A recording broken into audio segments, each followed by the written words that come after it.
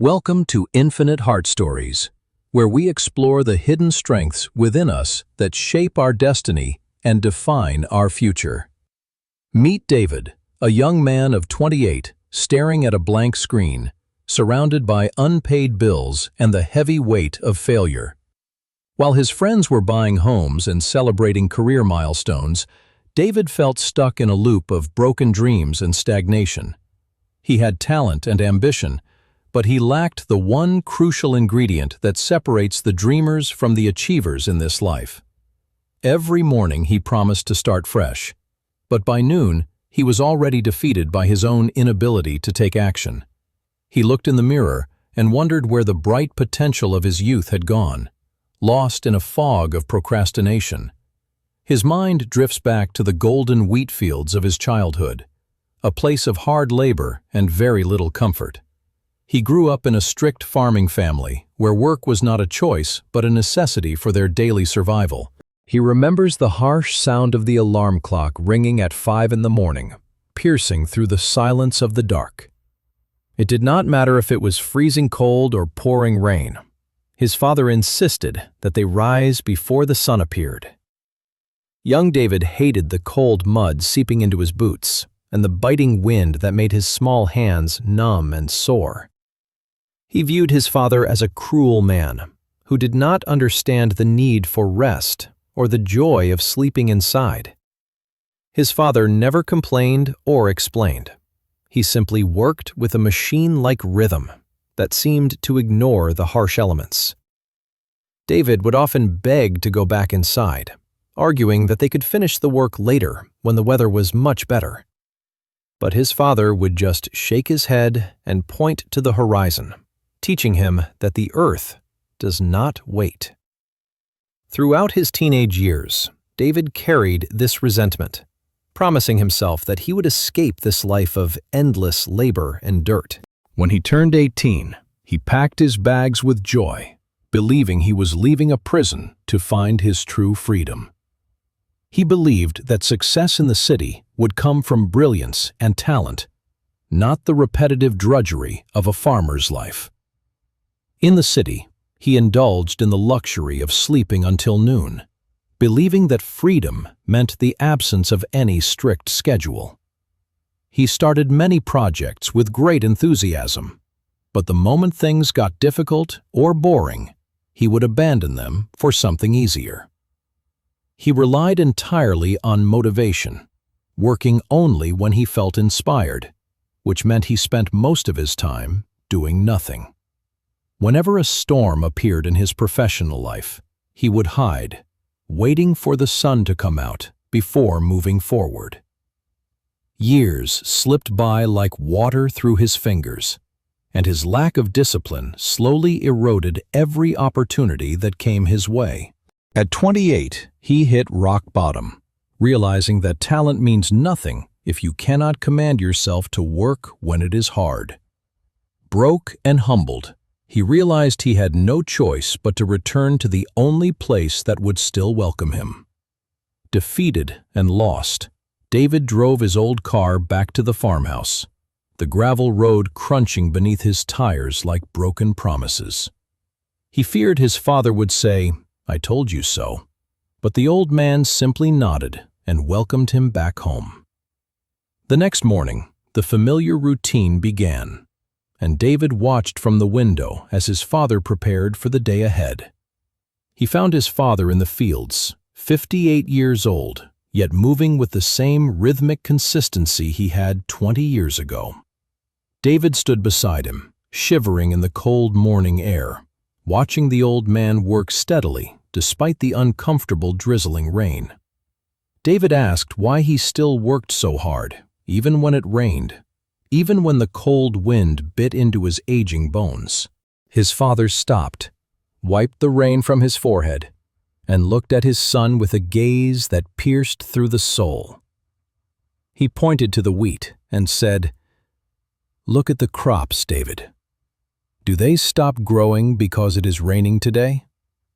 His father continued, saying that the plants do not care about the weather. They only care about the consistency of the soil. He explained that motivation is like the weather, unreliable and changing, while discipline is the act of showing up regardless of storms. If I only worked when I felt good, we would starve. Success requires doing the necessary work even when you feel terrible. It was a simple truth, but it hit David harder than any business book or motivational seminar he had ever attended. He realized he had been waiting for the perfect weather in his life, while his father had been building a harvest. For the next month, David stayed on the farm, relearning the art of waking up early and working until the job was done. He learned that the pain of discipline weighs ounces, while the pain of regret weighs tons, a lesson etched into his mind. David returned to the city with a new resolve, committing to a 90-day challenge of waking up before the sun rises. He decided that for 3 months, he would treat his business like a farm, tending to it every day without excuse. The first week was pure torture, his body screaming for rest. But he remembered that the crops do not wait for comfort.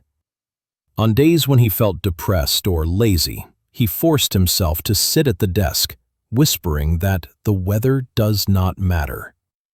He stopped looking for motivation and started relying on habit, building a routine that functioned automatically, regardless of how he felt. Slowly, the chaos in his life turned into order, and his failing business began to thrive under his focused morning attention. He discovered that the quiet hours of the morning were a sanctuary where he could build his future without distraction or noise. 3 years later, the man who once slept until noon was now leading a successful company, respected for his consistency and drive. He had not become smarter or more talented. He had simply mastered the art of showing up when others stayed in bed. He returned to the farm, not to ask for help, but to thank the man who had taught him the secret of life. His father did not say much, but the pride in his eyes spoke louder than any words of praise could ever express.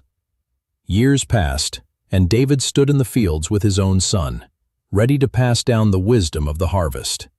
He walked with his own son, not to force labor, but to teach the quiet power of keeping promises to oneself. He told the boy that life will have many storms, but the strongest trees are the ones that keep growing through them. Discipline is not about punishment. It is about loving yourself enough to give yourself the future you truly deserve. Every great achievement in history was built by people who worked when they were tired, when they were sad, and when they were afraid. When you master your morning, you master your day. And when you master your day, you eventually master your entire life. He kept a painting of the wheat field in his office to remind him that nature does not rush, yet everything is accomplished. The lesson was simple. Do not wait for the perfect feeling. Act now, and the feelings will eventually follow your actions. We live in a world that is addicted to instant gratification, but the real prizes are reserved for those who can endure. David knew that his wealth was not the money in the bank, but the character he had built through thousands of mornings.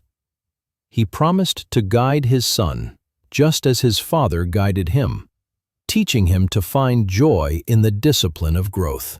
Many people down there are waiting for a miracle, not realizing that the miracle is already within their own hands. The miracle is the ability to say no to comfort and yes to the difficult path that leads to the mountaintop. He wrote a note to his son saying, "Never let the rain outside dictate the sunshine that you carry inside your heart." Now, I ask you, what is the work you are avoiding? What is the dream you have delayed because the weather was bad? Start today. Pick one thing and do it for 90 days. Do not negotiate with yourself. Just do the work. There will be days when you want to quit. Those are the days that count the most. Those are the days you grow. One day, you will look back and realize that the discipline you hated was actually the greatest act of self-love. The journey is long, but the steps are simple. Wake up, show up, do the work, and never let the weather stop you. Your potential is waiting for you on the other side of your excuses. It is time to cross that bridge today. Let this story be the sign you were looking for. The season of waiting is over. The season of action has begun. Take this lesson from the farm and plant it in the garden of your own life. Watch what grows from your consistency. Thank you for spending this time with us. We hope David's journey inspires you to build your own legacy of strength. Thank you for watching Infinite Heart Stories. Remember that discipline is the bridge between goals and accomplishment. See you in the next video.